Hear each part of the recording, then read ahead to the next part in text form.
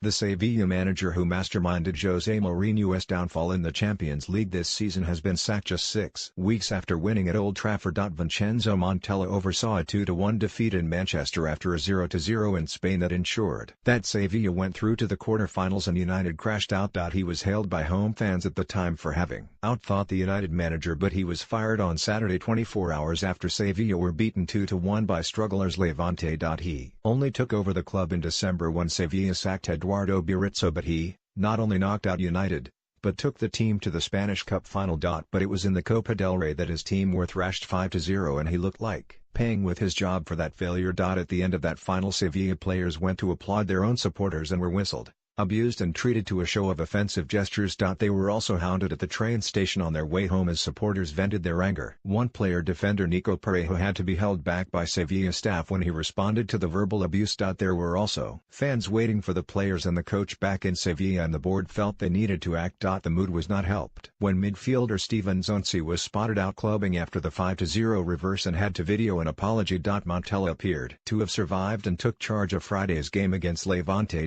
But his team were beaten and have now failed to pick up a win in 9 games. Former Sevilla coach Joaquin Caparros, who managed the club from 2000 to 2005, will take over until the end of the season.